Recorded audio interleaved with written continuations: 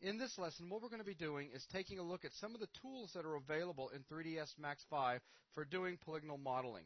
Now, we're not going to be covering all of the different options that's available for the simple fact that this lesson would end up going on and on and on because there's just so much there as far as Max is concerned. And we're not interested in that happening. The idea is to keep this to a relatively short lesson, but deliver enough content that we can get our level designers out there that are used to working inside of Unreal Ed up to speed with 3ds Max 5 as far as generating basic meshes. And then, of course, you can build on that with, the more you play around inside of Max and come up with a new skill set for generating more complex objects. Does this sound pretty fair, Logan? Right. I mean, now we want to get used to generating these meshes inside of 3ds Max, getting used to the tools that you can use to work on high poly meshes. Exactly. Now, this lesson was designed with the beginner in mind. We're targeting more at level designers out there as opposed to those that may already be experienced working with 3ds Max. The reason is, you may be used to working inside of Unreal Ed, but of course the workflow is completely different.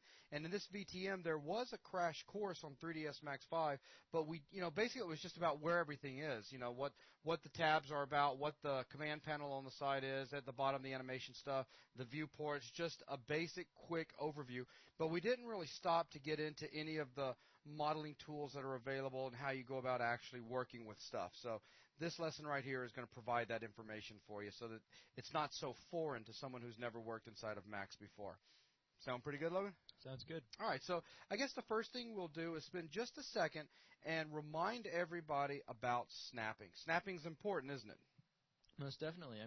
You want to be able to piece these meshes back together once they're in your level, and it's nice if they snap to the grid. Exactly. Now, since this is a relatively beginner lesson, I would recommend everybody simply come up to their snaps, make sure to change those over to 2D snaps. We do have 2D, 2.5D, and 3D, and I'm not going to get into the difference between the three, but you'll be working in 2D snaps when you're going to be working in a top, front, and a left, or any sort of orthographic viewport. So make sure your snaps are on. Also, if we come up here to customize and we come down to, we've got both unit setup and we've got grid and snap settings as well. You remember up under unit setup just to make sure this is generic, and you can come into the system unit here and set everything up. And by default worked fine. And then the other thing was being able to come in to your grid and snap settings. And then once you get inside here, then you could come over to the home grid, and then you can set these settings right here. So in other words, if we want to say our grid spacing is going to be 16 units, and we're going to be working with 8 for our major lines. In other words, you see the major division lines right there. We're going to have 8 subdivisions in between. This will match working over in Unreal Ed if you set your grid spacing over there to 16. Now, I know we've already talked about this before, but just in case anybody happened to have skipped that lesson, I do want to point this out, that it's really important, because when we bring our static meshes over into Unreal Ed, as we're designing our map, we're going to want to be able to make sure that we snap everything together properly. We don't want to have to go in there and try to eyeball everything with a grid off. That's just not a good way of working. So in this particular lesson, though, I'm going to leave my snaps turned off. A hotkey, I'll go ahead and point out real quick, is S will turn snaps on and turn snaps off. Also, if you right-click up here on your snaps, you'll get the grid snap settings dialog as well. From inside this dialog, we saw just a second ago that we could come over to home grid and make some settings, but also over on snaps, this is where we can actually control what it is we're snapping. Just as a really, really quick example, let's just come in here and create a box real fast. And there's a real simple box. And right now, if I turn snaps on and grab my move tool, you can see that as I move my mouse around that it's snapping to all of the different grid points. And if I wanted to, I could come down here and lock this object, and then I could just pick any one of these guys and move. I could even move out here, and it would still snap with a offset relationship. Of course, that's not going to happen if the lock's not on, and I come down here and try to click and move. You'll notice that all I'm doing is marquee selecting, and I'm deselecting the object that's currently selected. So this is just a real quick, brief overview of snaps. Let's go ahead and come back in here. We'll right-click again, and I'll add something to the snap. So we'll snap to grid points and, let's say, pivots as well, because that becomes important from time to time. Where, let's say, if I wanted to, let's go ahead and reselect this guy here. I wanted to grab his center right there, and then I want to snap it to the center. So that worked really well. It's just a matter of going in and actually grabbing that particular type of snap that we're set up to work with, and then going in and snapping it from there. So make sense, Logan? Okay, so that way you can actually grab from the center of object, not have to grab along one of the edges to snap? Exactly. That's just working with its pivot point. And then we've got other things in here as well. If you're modeling and you want to go in and snap vertices or edges or faces, etc. There's a whole bunch of different things. Grid lines is another thing that's very handy as well, where you can see if I come in here and grab something. Actually, we need to be zoomed in a little bit better, and to make it a little easier to see, let's turn our grid points off. So now if I come down here and I start snapping, you'll see I get this line, and I can slide it along this grid line right here. And I can also slide with it if I wanted to go up and down as well. So you can hold it to a grid line in one axis, but move it freely along the other axis. Yeah, if I wanted to, exactly. So just handy different things that are available for snaps in regards to snapping inside of 3ds Max. So what I'm going to do, though, is go ahead and reset this back to just grid points because that's generally what I use. And I'm going to go ahead and turn off my snaps. Another thing I'd like to take just a second and point out, and that is that you also have an angle snap, which becomes important from time to time when you need to take an object and rotate that object. Right now I'm just rotating it freely, though I do get a little display that pops up. You can see right above in yellow that it's telling me I'm rotating around Z. You can also see it down here in the bottom as well, where I could use the spinner to control it if I wanted to do it numerically. But sometimes you may want to just a quick 45-degree snap or a 90-degree snap, and we could come up here and simply click on angle snap. And with angle snap on, you can see I get these 5-degree snaps. They're actually it's set to 10 degrees right now. Or no, it is 5. And it's real easy to just come in here and say, okay, I want to get a quick 45. There it is. Or I want a quick 90. And this just saves you from going through all the decimal numbers in between. And there is a way to customize that setting so that you can change the precision of it, but we're not going to get into that right now. All right, so anyways, just wanted to point out that angle snap is available, and if you hit A on your keyboard, that is the hotkey for turning angle snap on and off. So you got A for angle snap, and you got S for your regular snaps. Now, from this point forward, I'm going to go ahead and leave snaps turned off because I'm just going to be showing the basic things that are available inside of Max that you can work with. Again, some of the things that are available inside of Max because the list just goes on so long. And then just remember when you guys are working and actually constructing something to make sure your snaps are on at the appropriate time so that pieces that need to line up will indeed line up. So with that, let's go ahead and delete this box and start talking about primitives. Now, we've already seen that we can create a box, and we talked just briefly about primitives in the crash course. But if I can bring your attention over here to the command panel, we've got the first tab selected right now, which is our Create tab, and this is the Create panel. And then from up underneath that tab, we've got 6 different icons available that allow us to gain access to different things that we can create. We got geometry, we got shapes, we got lights, cameras, etc. Of course, we're going to be working with geometry and shapes as well for generating our models that we can use over in Unreal Ed. Now, from geometry, we can come down here. We've got standard primitives. Now, standard primitives are things such as a box, a sphere, a cylinder, etc., and you can see them listed down here. And all of these things serve as very handy starting points when you're going to create a model. So, I mean, you're already seeing that we can click box, come over here, and then simply drag our box out. Now, there's a series of clicks involved, and I talked about this earlier in the crash course. And it's just something that you become familiar with because every single object that you can create, the clicks are different. In other words, you may have to click to drag out a base, let go, and then drag again to select, in this case, a height, then click again. And then if it's something different, such as a cone or something, then you may require even one more push of the mouse to determine, let's say, a secondary radius or something, like the peak of the radius or something, just as an example. Now, while you're creating standard primitives, let me bring your attention down here to the bottom. You do have different types of creation parameters available, which is really nice. If you had a specific size that you wanted this thing to be, let's say you wanted to do something like 256 by 256, I'm doing something huge, by 256, then you can just come right in there and easily type the numbers in, and you got the exact size that you're going to be looking for. Another tip is you can always right-click on these spinners to zero something out. Or if the thing doesn't go to 0, it'll go to 1 or whatever its lowest setting number is. So let's go ahead and put something in here. Let's do something quick. Let's do 155. That's nice and quick and easy.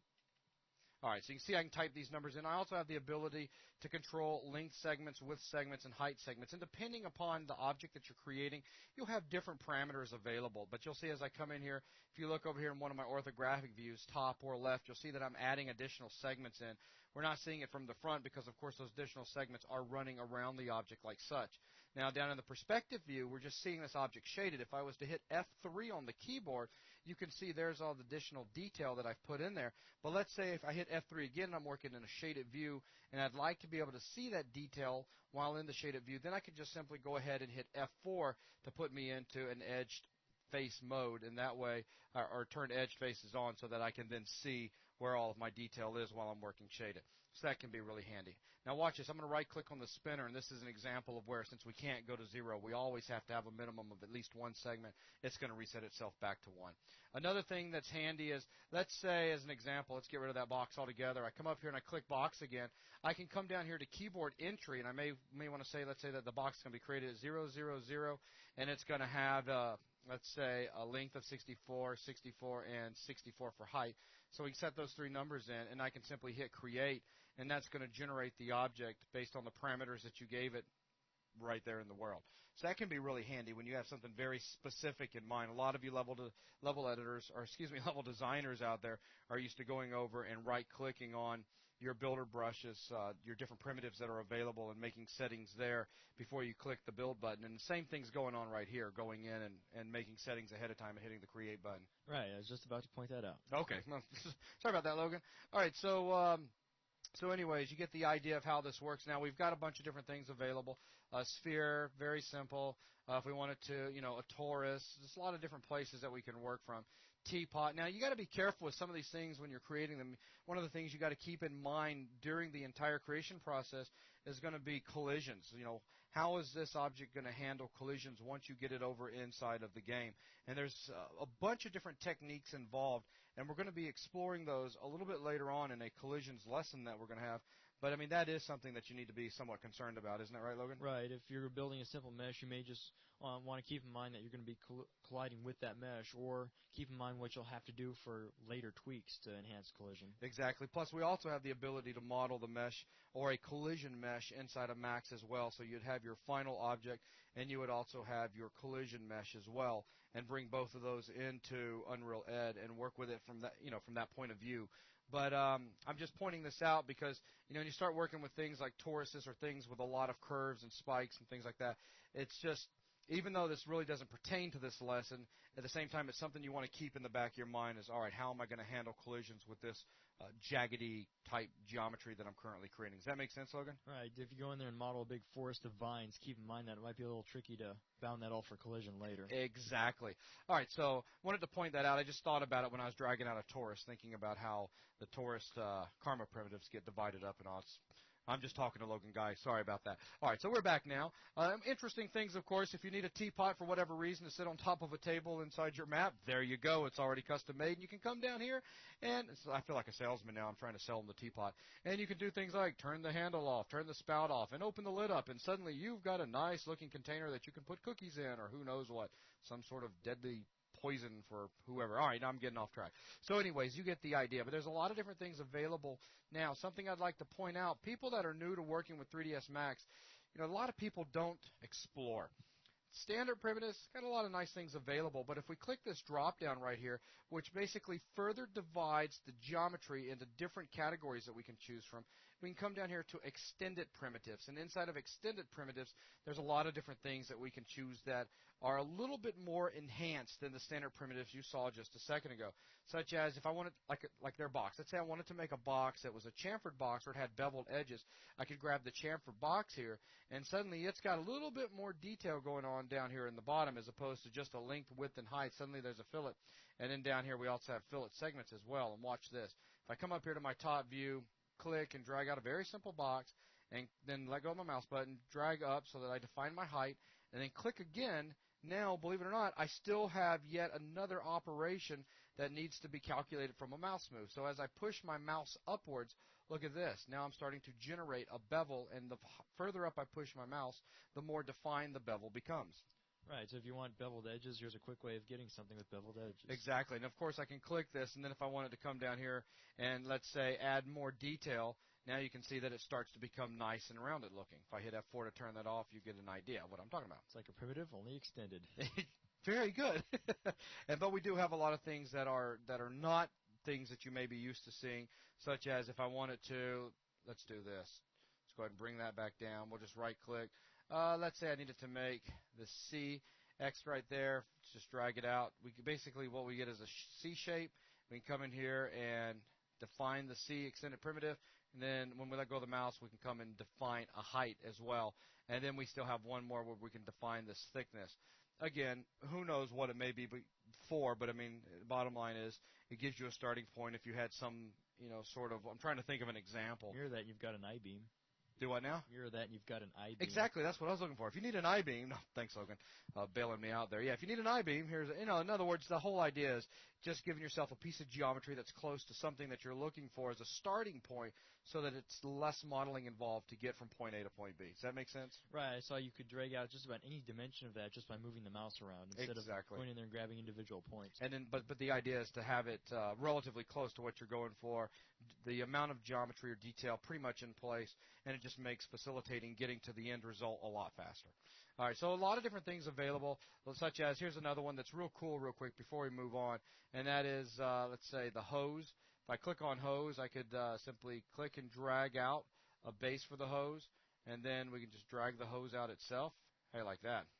Wow, interesting. Very interesting, huh? Of course, that color doesn't necessarily do it for me. Let's just come down here with an unassigned, give it a gray. And then we've got, again, a bunch of different settings that allow us to control, if we want to go in there and control the amount of detail that we have and the start and the end, so we can get some really interesting things going on. And, so if you're creating some sort of, I don't know, mechanical device that's got hoses that, or better yet, shocks with these rubber boots on it, or who knows. But I'm just trying to come up with some examples. You may want to use something like this. Okay, so there's a lot of different things available as far as primitives and extended primitives go. So let's just go ahead and go back over to standard primitives, and let me point this out real quick. In fact, I'll point it out by doing this. If I've got several different objects, since we're talking about objects at an object level, in other words, we're not talking about sub-objects yet. So let's say I've got those two guys, and actually, let's do a torus. And we've got maybe that right there. This is my static mesh. Oh, that's so exciting, and I've worked so long on it, and I just love it.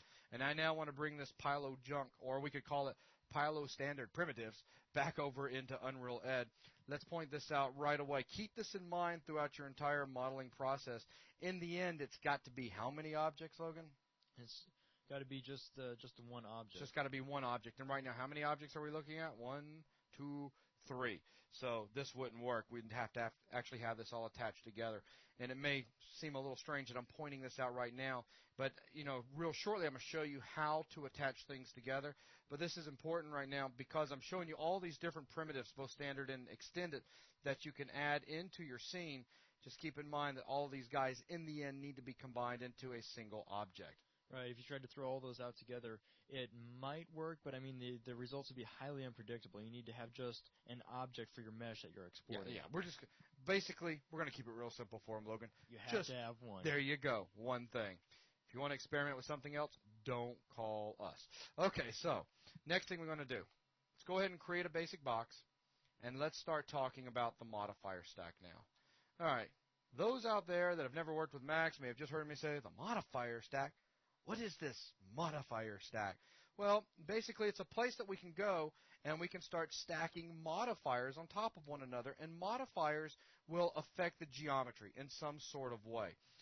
Example, you know what, I've got a box in there. Let's go ahead and create a cylinder right beside it. So we'll make a very basic cylinder and a little bit of detail in there. So actually that's pretty good. Maybe come over here and give it a few more height segments just to make this work better. So I've created a couple of pieces of geometry. We'll pull this on over to the side. Now, if I switch over here to the modifier panel, and this is the modifier stack right here, okay? And right now what we're looking at is just a basic cylinder. You saw that when we were over here on the create panel, as we have a creation tool selected, we have the ability to set a bunch of different parameters down here at the bottom that define that particular shape as we're creating it. But the moment we right-click and we finish the tool, we lose all of that. So what happens if I need to go back to my cylinder and adjust its height or its radius, or back to my box and change its width or height? Well, I need to come over here to the modifier panel, and while these guys are still standard primitives, then I can come down here and you can see that I can gain access to parameters. And with this box selected right now, I can do things such as adjust its length, width, height, segments, etc. And if I come over here and I select my cylinder, you'll notice that my modifier stack just auto-reload it, and now I have things like my radius and height and segments, etc., etc. So I can go in there and I can make these adjustments. Right now, these objects are still just basic primitives. I can't drop down to a lower level and start working with their components or their sub-objects like this. I mean, there is a modifier that I'll show in just a minute that will allow me to do that. But at the moment, I'm just dealing with primitives only. Does this make sense, Logan? Right, you can't go in there and grab the vertices or edges that make up that primitive. Exactly. I was just being real delicate not to say those fancy words for our beginners out there, but you're absolutely right. All right, now let's demonstrate the whole modifier stack thing. Right now we have a basic cylinder. I'm going to come up here to the modifier list, click on the drop down right there, and there's a bunch of different modifiers that we can come in here and apply to this geometry to affect it or modify it. So I'm going to come down here up under Object Space Modifiers, and I'm going to select Bend. All right, now you may just notice that an orange box was just placed around my object. In fact, let's just go ahead and come over here in perspective. Makes it a little bit easier to see. And I now have a bunch of parameters available that I can come in here and I can adjust that will cause the object to bend. So I can bend it over a certain angle. I can adjust its direction. And here's what's going on. Basically, if you look at the stack, we now have two things with something stacked on the first. We've got our cylinder, which I can still click on to gain access back to all the original parameters for that primitive, and then we have that information then being fed over into the bend. The nice thing about this is if I came back to cylinder and I decided at some point, you know, I needed to take this guy and I needed its height to be a little bit longer, well, I can come in there and simply adjust its height, or perhaps maybe its radius a little bit thinner. I can still make these adjustments, and that information feeds up to the bend, and then the object is then bent, you know, as if nothing ever happened, as if that was the information to begin with, as if the bend was just placed on there for the very first time. Does this make sense? Right, it's just reading the result of whatever cylinder was going to present and taking that in, and then the bend was adjusting and applying more modifications off of that. Exactly. Now, we can continue to keep stacking, of course, on top of the bend if I wanted to. I could come down here, and I always do this just as an example when explaining the modifier stack because it works so well. But I can come in here and I can throw a twist now, and I can start twisting this guy and start getting some sort of really crazy shape. But let's say with this crazy shape right here, I'm thinking, you know, that's not really all that smooth. I may want to come all the way back down to my cylinder, and I might want to come back down to my height segments. And as I start upping my height segments, take a look at this. Suddenly we start to get a very smooth looking shape. Now, of course, we're getting this smooth shape at the expense of a lot of detail. And while Unreal Ed or static meshes in Unreal, let's just put it that way, can handle hundreds or over 100 times the detail as previous meshes could. It's previous, like using BSP brushes for detail. Exactly. So anyways, while we can do that, you still don't want to get too carried away and put tons and tons of detail on your model. I mean, you still got to think about performance in the end. You don't want something that's so solid, so dense that you select it and you're looking at it in wireframe and it just becomes solid white. Right, Logan? Right. You don't want to have to, like, use a Cray computer for your video card or something crazy like that. Exactly. Okay, so this is just an example. And, of course, if we wanted to, we could come in here and drag these things into different orders. So right now what's happening is our cylinder, and if we turn this guy off right here, this is show end result. As we click through all of our different modifiers, you can see what the result is up to that point. So basically we started out with a cylinder that got bent, that then got twisted. Well, if we were to swap placement here and take the twist down and have the twist occur before the bend, take a look at this. What's happening is, let me hit F4 to turn that off. It may be a little hard to see. But what's happening is we have a cylinder that is being twisted and then being bent. Okay, does that make sense? Okay, so it's as though the reason you lost all that weird like spirally circling stuff was the fact that it was basically, as far as the modifier stack was looking, it got twisted while it was still in a straight line and then got bent over. Exactly. Here it is. What I did is I just basically refreshed the viewport and upped my angle to make it more pronounced. So again, we start with the cylinder, we twist it, and then we bend it. Okay, the difference between that and if the bend happened after the cylinder and before the twist, and then we end up with something like that. And again, we still don't have enough detail now to support this twist and make it look good and smooth. So this is the modifier stack. You can see how we can go in there and we can put these modifications on top of our objects to start creating different things. And there's a bunch of modifiers to work with. Now what I want to do is come in here and delete and grab this guy and delete. And you know what? We're going to take the cylinder and delete it as well. Now let's go ahead and come back over to our box.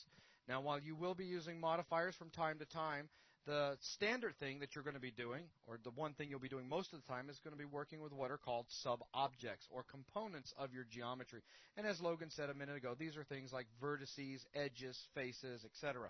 And this is truly at the heart of modeling. Now, I can't get to those things right now because I'm still dealing with just a standard primitive like I was talking about a few minutes ago. So I need to rather do A, put some sort of modifier on top of this that allows me access into the sub-objects, or B, convert this over to, let's say, a mesh or a poly. So what I'm going to do first, I'm going to show you both ways. I can come up here to modifier list, click on the drop down, and I'm simply going to come down and find edit mesh. Now I've got an edit mesh modifier on top of the box, and you'll notice I can click on the plus to expand it, and I have these subcomponents here that I can now select. I can go into vertex mode, I can go into edge mode, and these are components that we can come in here, grab, and move and start changing the shape of our model. Logan, anything you want to add? Nope, makes sense. Okay, so again, I can just come in here, start grabbing these guys. I can rotate them. Basic modeling. Edges are all of the lines. Let me go ahead and hit F4, turn on. There we go, edges. So we can just come in here and we can click on edges, grab an edge, you can move the edge, you can rotate the edge, you can scale the edge. We can come in here, we can grab faces if we wanted to, but working with an editable mesh. In fact, I always work with editable poly, so this is something that I never actually use right here in modeling. We can come in here and we can grab entire polygons. Now this is a little bit more like it, makes it a little bit easier to deal with. And we can also deal with elements. And I talked about a few minutes ago when I created the two boxes and the torus on top of it, we had three objects. I talked about you need to have all of the three things combined together into a single object, and this is done through attaching, which again, I'm still going to show you that shortly. In fact, it's right there, attached there. I've already shown it to you. I'm just kidding. We'll come back to it. But anyways, once you have everything attached together into a single object, you still have the ability to drop down into sub-object mode and go over to element and grab those objects individually as if they still had kind of their own identity. You can grab them, move them around, scale them up, rotate them, or whatever. But they're still encompassed or encapsulated inside that object itself, okay? And they're just considered elements at that point. So this is an editable mesh. Of course, right now we're sporting a little bit of, what's the word I'm looking for, Logan? A little bit of weight, a little bit of, oh, it's on the tip of my tongue. We're using a little bit of extra processing. It's kind of inefficient. I mean, there we go. Once you're at this point where you're working with the individual pieces that make up the box of vertices and edges, we don't really need the whole primitive attributes. I mean, those wouldn't even really apply in some cases. You can mess up your mesh if you go back down to the box, change something, and then go back into individual points. Exactly. So what he's talking about, there's a specific word I was looking for, and I'm completely at a loss for what that word is right now. But inefficient works great. There's no reason right now. Overhead. Dang, finally. We're running with a little bit of overhead, as Logan was saying. If we don't need to get down here and adjust any of these. Now, here's the example I was going to show you. If I came in here and I grab vertex, and I grab these vertices right here, and I pull this back, and there's my fantastic model that I've worked creating, and for whatever reason, I now need to come back down to box and make an adjustment. Let's go ahead and show in results. In other words, let it process all the way up the stack to show us what the object's going to look like. And I can still come in here and, let's say, adjust these things, and you can see that everything up the stack still works fantastic. But what Logan was getting at is some things that you can do can end up making your results up the stack go bad. In other words, we can change the topology of this object by coming in here and adding in, let's say, just one extra width segment, and, well, we have basically just blown it. We have killed what that edit mesh does for us up above, so, not good. So in this particular case, let's go ahead and come back up here to the edit mesh, and I'm going to delete it. Okay, so now it goes back to a regular box because we had all the modifications stored in that modifier, not, of course, at the box. And now let's get rid of that overhead as we just deleted and go ahead and make it so that we can get to sub-objects. And all we need to do is convert this over to rather an editable mesh or an editable poly. And we can do this a couple of different ways. One, we could come over here and we can simply right-click And then we can come down to convert to, and there's editable mesh or editable poly. Editable mesh was popular for a very long time. Editable poly popped up in 3ds Max 4, and I'll tell you what, it's fantastic to use. It comes with a lot of really nice features, so my advice, use that guy. So we have that ability that we can do, and we can also right-click to bring up our quad menu, and then we can come down to convert to, and we can get to it from over here as well. So I'll go ahead and convert it to an editable poly, and when I do that, you'll notice that box is now gone. We can't get back to the parameters that were involved in the creation of the standard primitive. We're now working with an editable poly. That's it. Basically, all that information, the location of the vertices and the connection of the edges was just all folded over into this one guy now. So that's it. Of course, that doesn't mean that if we need to scale this up, we can. Of course we can. We can still come in here and grab vertices and, I'm scaling. Right, Logan? Basically, yeah. And, so we can still do everything that we could do before. We could even go in and add additional segments in there. We just have to go about it in a different way, whether with cuts or splice plane, etc. So I can now get down here, select all of the different components or sub-objects to work with those for doing modeling operations, and I don't have the extra overhead of having that modifier, the editable mesh, above me now. That's kind of, weighing things down just a little bit. All right, so real quick, you can see how I can switch between all of the different component types or sub-object types. Let's go ahead real quick and talk about some of the things that we have available down here that you're going to be playing with. I'm not going to give you a very long discussion on this. I just want to give you a quick overview because, again, exploring all of these things can easily get into a lot of time. So the very first one, selection. These are all of our different selection types. This is basically just shortcut icons for clicking up here. As I go through clicking on different things, I get the exact same thing down here. I will point this out, though. When we're over in polygon mode, if I come in here and click on one of my polygons, or I'll call them polygon faces, you notice how it shades red. If yours does not shade red, hit your F2 key on your keyboard. If yours is not shading red, basically you're just going to have this red outline around it, and that may become difficult to see depending on the color of your object. So simply hitting F2 will turn this shaded face selection on, and that makes things a lot easier to deal with. And then we've got a lot of different settings available here in regards to selection. Soft selection is a way to basically select components or sub-objects and then have surrounding sub-object types selected as well based on a fall-off. So in other words, if I grabbed a single point, and as a matter of fact, I'll demonstrate this one. I'm not going to demonstrate a lot of these things because of time, but if I came in here real quick, made a sphere, so I've got something that's relatively dense, and I can take that sphere, go ahead and right-click on it, come down to Convert to Editable Poly, or since this was the last thing that I did, you notice how it's highlighted blue down there, Logan? Yeah. What that means is I could just come up here and click on Transform, and it'll do the last thing that I did that's in that quadrant of the quad menu. So blue just shows you what's going to happen if you were to click Transform. You got it. So now I just converted it over to an editable poly. Now, if I was to come over here into Vertex Subobject mode and then grab one of these vertices, and good enough, and then take this guy and move him out. Let's go ahead and move back. Hang on a second. Just a little bit. There we go. Basically, what we have going on right now is just a very hard-edged. We're not applying any influence whatsoever to the surrounding vertices. If I Control-Z to undo that, come down here and turn on Use Soft Selection. Now what I can do is I can start upping my fall-off amount, and you'll notice that as I do, what happens is the vertices surrounding it start to change color, and the more I continue upping the fall-off, the brighter or the more towards the color red the closer to the selected component or sub-object will become. Now if I come in here, click and drag, we get a much softer transformation or deformation on the geometry if you want to look at it that way. Right, because you're moving those surrounding vertices along with it, not as much as the one you actually grabbed. A percentage based on the fall-off that you set down here. Right. And then there's ways to pinch it and the bubble. It's just neat ways of basically controlling how this effect is going to be applied. So let's go ahead and undo that. That's really was the only way I could quickly come in there and explain that. So let's go ahead and just jump back over here real quick to our box, and then again coming back down. So that's soft selection. Edit geometry. Inside of edit geometry, there's a handful of different things that you can do, but one of the most popular things will be the ability to attach. And so if I was to come in here and to attach another object, what happened now is my sphere in this object here is now a single object. Let me go ahead and right-click, to end my attach operation, and now do a Control Z. You notice both of these objects have different colors all together. And if I come up here and click on the Select by Name, you can see I have two different objects, a box and a sphere. Let's go ahead and cancel that out. But again, clicking on Attach, coming over here, clicking on this object right here, now they're both red. And if I was to come up here on the Select by Name, I only have one object, and that object is called Box.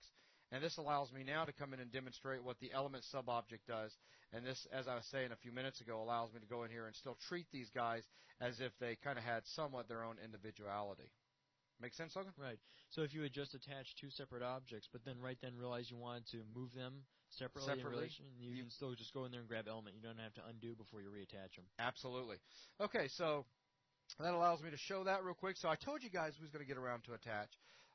We also have the ability, just to point this out real quick, go ahead and open up my options over here, and we can select multiple things. Let's say you had 15, 20 different things that you wanted to all attach into the one object you're working with. Then working with the attached list would be a much better method of doing it as opposed to having to try to click on everything. All right, so moving on down, edit geometry. It's just very handy, a bunch of different things available in there that you can do. And then a few other things down here. Let's just go ahead and I'm going to do this. This will make it a little bit easier to see. We've got Subdivide Surface. What Subdivide Surface will allow us to do is to use NURMS, which will basically turn on a cage so that we can, basically we have a high-res and a low-res situation.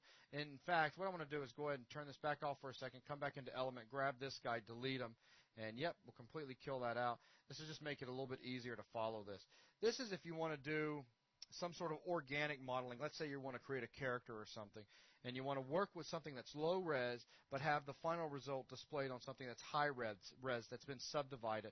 All we need to do is simply come down to Subdivision Surfaces, and then from inside here, turn on Use NURMS Subdivision of my iterations. Now you can see I have a nice smooth object down there. But if I was to come into Vertex or any other of my sub-objects, I can now come in and I can grab my low res. You can see I got a cage around it, and I can start manipulating this cage. And as I manipulate it, you can see that my high res geometry reflects the change. Any thoughts? So you're just taking and you're still working with that box as though it was the low detail box. The low detail box. But you can see the result of what would happen if you were to subdivide it. Absolutely. So if you needed to make something that looked very organic, this might be one approach that you could go about doing. Okay, so let's go ahead and come back down and turn Use NURMS off. So, and back up here to the editable poly itself. And we're not going to be talking about subdivision displacement. This is basically where you go in and you use materials and textures to drive physical changes on the geometry itself. But it's something that's outside of the scope of this lesson right here. So that's just a quick overview of some of the selection types. As you start getting down into each of the components, you get a few extra things. Like right here, we have Edit Vertices and Vertex Properties, where if we come up under Edit Vertices, we can remove them, we can break them, we can extrude them, weld them. A couple of things that are handy. Let's just go ahead and talk about chamfer, weld, and weld target, because those are something that's our beginners will be using that quite a bit. Chamfer is a quick way, a really neat way to go in, and let's say I wanted to take this one vertex right here, split it up, and add some additional detail in there so I have a new polygon face. I can just come over here, use chamfer, move my mouse over it, click, and drag, and I get this extra detail in there that I can now start working with. So that's very handy. Another thing you'll find is a lot of these tools have a dialog setting box over here to the side. If we open up the settings box from inside here, what it's going to do is it's going to give you a preview of what this chamfer amount is going to do, and we can numerically enter it, which is very nice. So I can come in here, I can adjust this, and again, it's just a preview. We haven't actually modified the geometry. If you say to yourself, well, no, I really wasn't interested in this, you could simply cancel out, and you can see that this reverts back to how it was before you went in and used chamfer. So using the settings box, very handy. If you hit, let's do it a little bit less. If I just hit OK, the box will go away, and we've made the one chamfer. Let's undo. And if I come over here and hit apply, it'll then show you what the next level of chamfering would look like with what's selected. So now we would have this right here. And as you continue to hit apply, it's going to continue showing you. It'll do the one operation. Then it'll show you the preview for the next thing. And it'll just keep doing That's right. it. It's like hitting OK and then bringing the dialog back up. Exactly. So I'll go ahead and hit cancel on that. And we'll leave our shape. We'll actually go ahead and let's just undo that. We'll keep it simple. So weld. What weld will do basically is you can go in and you can select multiple vertices that you need to weld together. Usually they're going to be relatively close, not a big box like this. But you can go into weld, you can open up this, and you can set up your threshold. In other words, how close do they need to be, and then you can simply hit apply, and you can see that you get a before and an after. So right now we've got 8 vertices before, and we still have 8 afterwards. So you can tell by this that nothing is going to be welded. One that I love to use often is target weld, and what target weld will allow me to do is simply come in, we can turn it on, and then use it like a tool. We come over and we select the vertex that we want to weld. Now you can see that we get a dashed line, and we can drag over to the vertex that we want to weld to and snap, and we just did a target weld. Very handy, and we're left with one vertex at that point, which just allows me to real quickly show something that may be handy. How can you tell it's only one vertex? If I marquee select over that, you can see I've got vertex 5 is selected because all vertices have a number, a unique number. If I was to come over here and let's say undid, there we go, and now marquee like this, you can see I have 2 vertices selected as opposed to vertex number 5 selected. Does that make sense, Logan? Right. It's just showing you, it goes ahead and shows you the number of the vertex if you have only one vertex. Exactly. This can become very handy when you start modeling things that become somewhat complex, and you don't know if 2 things ended up being welded together or not. Make sure you come back and take a look at this area right here, and you'll find out how many things are indeed there. So I just simply marquee and select over what you think may be one vertex, and you can find over here that it ends up being 2 or 3. And then you can just go in there and weld it and work with your threshold. So a bunch of different things available for us inside of Edit Vertices. Over with Edges, same thing going on. We have an Edit Edges rollout with a bunch of different things. Chamfer as well, something that you can come in there real quick, chamfer, and we can bevel stuff using this. So I can simply click and drag. So I want to go and add a lot of detail. I can click and drag another time. So now we've rounded the corner quite nicely, as you can see there. Oh, wow. All right, so let's go ahead and undo those. So chamfer is really nice. Again, you got a target weld as well, and you have an extrude. We're about to cover extrudes, but we'll be doing those in just a second over on polygons. This next one is border. We haven't really talked about a border yet, but border is what happens basically if you end up with a polygon that's been deleted and you actually have a hole. Well, when you're dealing with a hole, then you have a border that you can select. You can see the highlighting right there. And working with borders, you can cap those, which is really nice. You can also extrude them and chamfer them as well, which can give you some really unique results. So in this case, we've just simply capped our border. So now if we come back up here and try to select, you'll see there is no more, even though we're still in border sub-object mode, there is no border to select. I could say over here, of course, we have elements, and same thing, we have an edit elements rollout with some things in there that you can work with. But the big one that you're going to be dealing with a lot is going to be right here, and that's going to be in polygon mode. Up underneath the edit polygons rollout, it's going to be a few things that are going to be extremely handy that's going to help you generate the detail that you're going to need quickly. And number one big thing is extrude. Extrude allows me to go in and I can select a given polygon, and with the extrude tool active, I can simply click and drag out additional detail. So if I want to click, drag, maybe I want to click, drag over here, and you can see that I can quickly start to model something. Let's go ahead and undo some of those. And you know what, thinking about it, Logan, let's just grab this guy right here, and I'm going to move him in. I'm going to make him more box-shaped, like such, because this will allow me to show something else. So what I want to do now is just go ahead and kind of rotate around. I'll marquee select through all of the polygons on the side. Now, I could extrude with just using the tool the interactive way, or I can come over here and open up settings, and look at that. Get a really weird extrusion going on right there. Well, we've got different extrusion types that we can use over here. Right now we're doing it by group. You can also see that we have our actual extrusion height that we can play with. And again, this has not actually been set in stone yet. This is just a preview. I can come down here and I can say by local normal, all of these guys stay attached together, but they've been extruded out in the direction of their normals. And I can come down here and I can say by polygon, and you can see that it divides it up quickly. So this can be a very handy approach for working with multiple polygons at one time and generating a lot of extra detail. So if I wanted to just say OK on that, and then let's say I want to do a bevel. What a bevel is going to do is basically an extrude and an outline. I guess you know what, Logan, before we even get over to bevel, let's just jump over here to outline first. Might make a little bit more sense. What outline will do is I can click and come in here and it acts like a scale. Simple enough, right? Okay. That's it. And, of course, I can open up settings and I can control numerically the amount of scale I want. Now, bevel is a combination of the two. So if I activate the bevel tool, the first click out is going to give me an extrusion. Then when I let go of the mouse, the next, as I move my mouse up and down, the next effect that I'm going to get is the outline effect. So it's a combination of the two. So now I've got some crazy thing that looks like that. All right, now, Logan, were you going to say something? No, that's fine. Okay, I heard for just a second you were about to talk. All right, and then inset, or actually often in modeling, you're going to want to give yourself hard edges.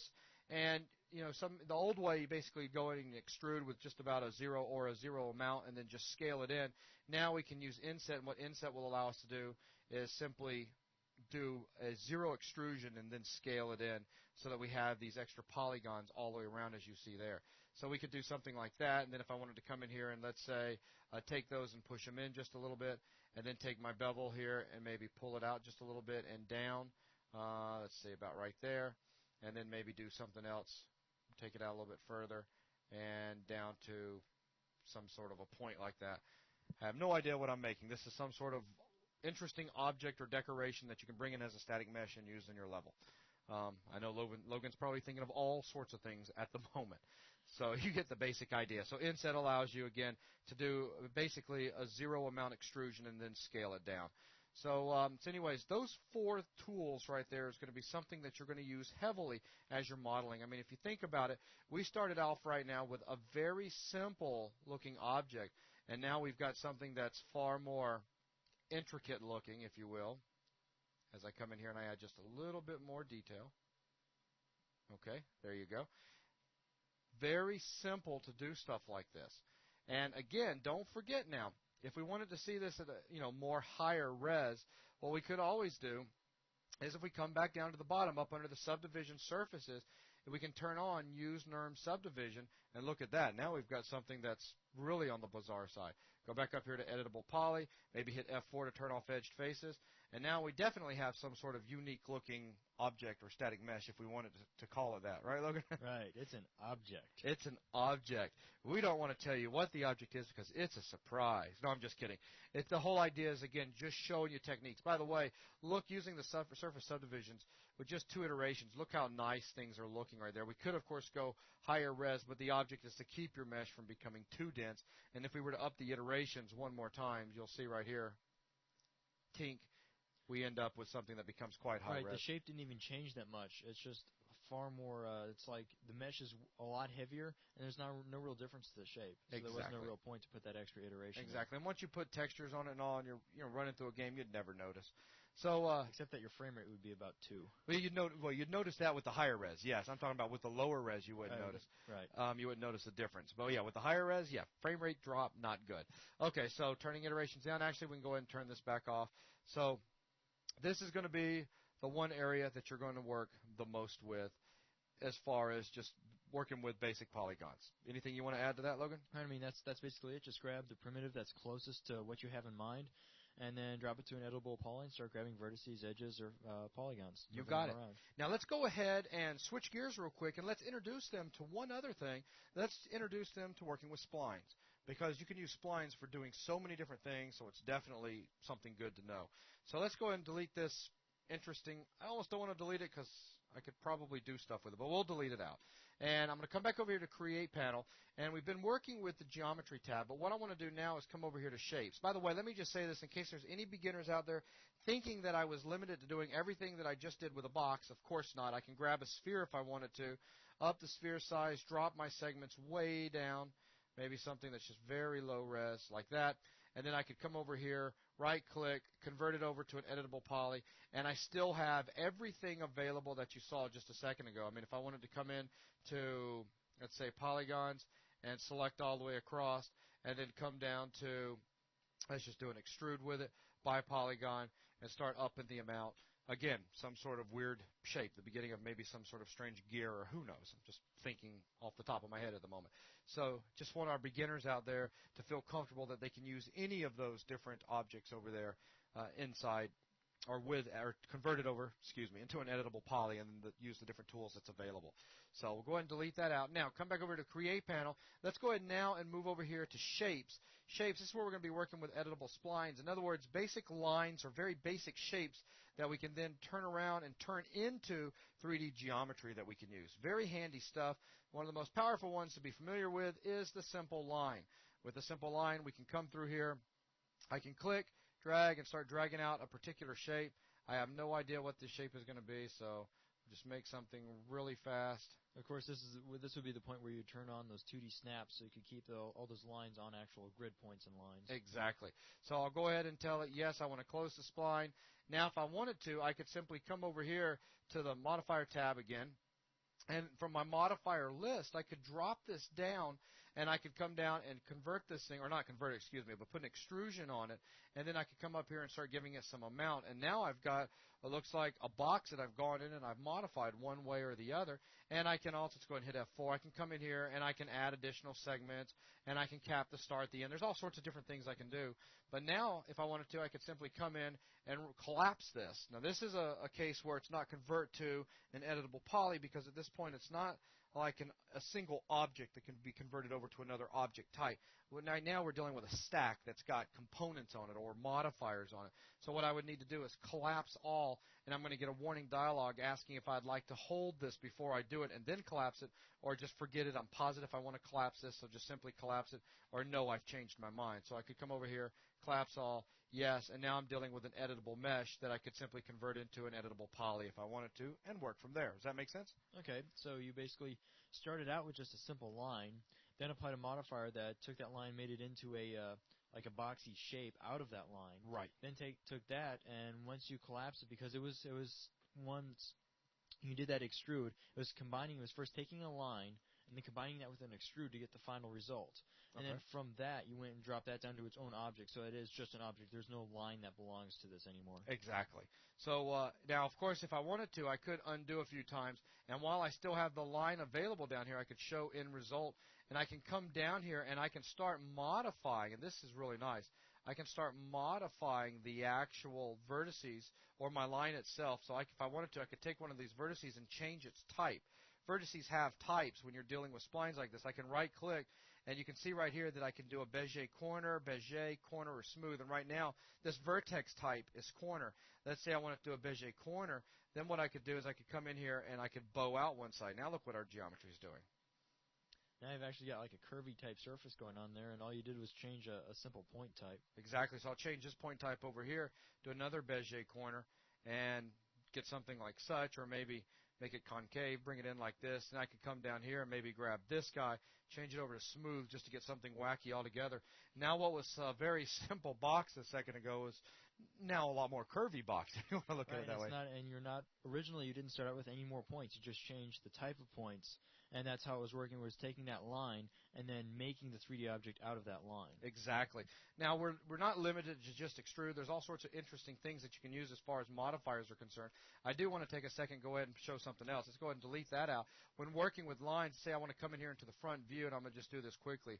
Grab my line tool and perhaps come in here and click. All right, this will take a second. Logan, if you want to talk about anything? I didn't think so. Nice weather today, eh? Yeah. Logan doesn't know. He slept all day. So, some kind of interesting. It is a reactor. Actually, what I'm doing right now is I'm just drawing a very crude, simple profile. Perhaps snaps would have been better right now. Good enough. All right, just a simple, poor-looking profile. Come over here to the modifier tab. Now what I want to do is come down and put a lathe modifier on this and show you that I can come in here and let's go ahead and open up lathe. I could do minimum, maximum, but I don't want to confuse our beginners out there, Logan. I'm going to grab the axes, and I can come in here and I can show or basically set where the center of this object is going to be. So now I've got this cylindrical object based on the profile that I had a second ago.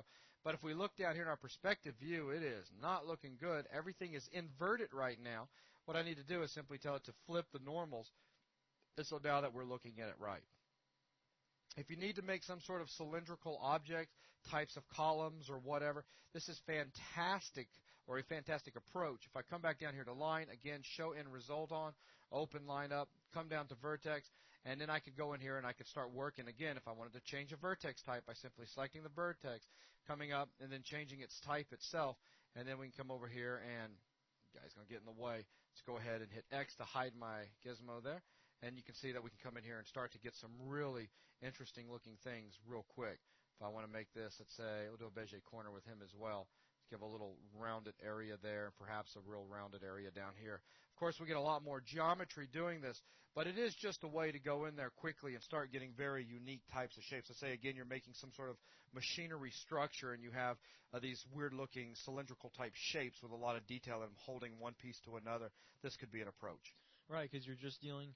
It's like you can start with less detail and then end up with the mesh you want. Instead of like if you had made a cylinder, you would have been in there dragging a lot of different vertices to a lot of different positions. Whereas this way, you could start with just the profile and then create your object out of that profile. Absolutely. And watch this. Let me go ahead and hit F4 down here to turn off edge faces so we can see our shape a little bit better. As a matter of fact, let's go ahead and change our coloring. There we go. The shading stands out better, especially after this video gets compressed. And let's say I wanted to come in here right now and add more detail. Let's say I wanted to have one area sink in. I could come down here up under Geometry, click on Refine, and I can come up here and I can add more points in. So let's say I added 4 points in, grab these two inner vertices right here, and you know what I'm going to do? I'm going to right-click and convert those over to – actually, let's make sure all of these guys are – actually – yeah, we'll leave just these inside 2 as corner. Grab these guys right here. I'm going to hit X to bring my transform gizmo back so that I can lock to a particular direction. And you can see now I can put this band rather going out, or I could pull it in as well. And then if I wanted to take perhaps this one right here and bring it down to make it more of a hard edge, this one right here, bring it up. And so now we're making our shape more and more interesting by the second. So being able to come in and refine your line or your editable spline by adding more vertices can be a very helpful thing. Right. Yeah, right. I mean, Logan's like, yeah, that was cool. So exactly. Exactly. All right. Now with that, by the way, we're trying to keep ourselves from saying exactly every other sentence. That's why that was just so humorous to the two of us. All right. So next thing I want to show you is one last thing, and then that'll pretty much wrap it up. Let's go ahead, Logan, and delete this guy out right here, and let's show them how we can work with the attach as far as splines are concerned. If I wanted to, I can come in here and drag out, let's say, a quick shape, such as a rectangle, and then I have the ability, if I wanted to come up here and say Start New Shape. Let's uncheck that right there, and as I build stuff now, it's going to continue adding to this shape. So it's like I've got one shape, but it's a compound shape. Does that make sense? Okay, so it's any new shape you build onto that is just going to be part of that shape instead of its own shape. Exactly. So if I wanted to come up here and create a circle, you notice how this one is still selected. And I could make perhaps another circle, another circle. I'm being very sloppy about this, of course, but this will just work as an example. And then some big circle in the middle, like such. Now if I right-click to finish it, I have just a single editable, well, actually, if we come over here, editable spline. Now, what I want to do is drop down and put another extrude on it real quick. All right. Now look what we've got. So again, if you want to make some sort of, plate, mechanical plate or whatever, or Swiss cheese, who knows, then here's another approach that you can use. This is real handy. If you just happen to have started out, let me go ahead and show you this. If I delete this object right here, and let's come over here and create a rectangle, and then let's create a star. And we'll come up here. Now you'll notice that I did not uncheck the Start New Shape, so my rectangle is no longer white and selected. So I can go ahead and make my star shape about that right there, and perhaps move that a little bit more towards the center. And what happens if I want these guys to be together? I need to do an attach, just like you saw when we were working with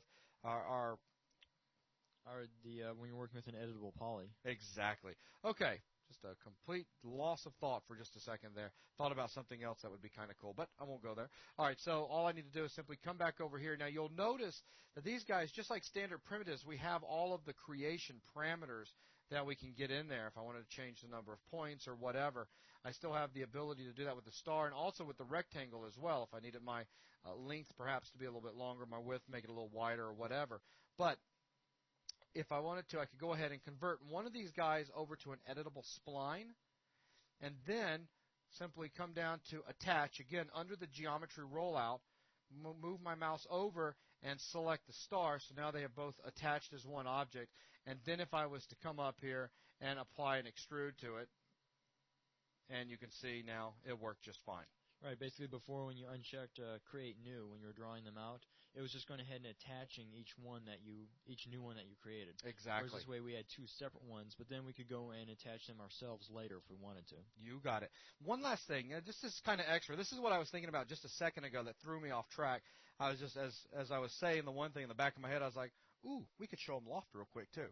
So let's go ahead and show one last thing that you can do when working with splines that I didn't plan on showing in this particular lesson, but why not? We're not doing too bad on time. I come over here, grab myself a line, and click and drag a line out. It's going out a little bit of curvature to it, something like that, and that looks pretty good. And now what I want to do is grab a circle. Actually, you know what? We could probably make this a little bit more interesting if we grabbed a star. Might look pretty interesting. Let's drag a little star out right there. And let's go ahead and come over here and change the number of points. Something like that. Looks good.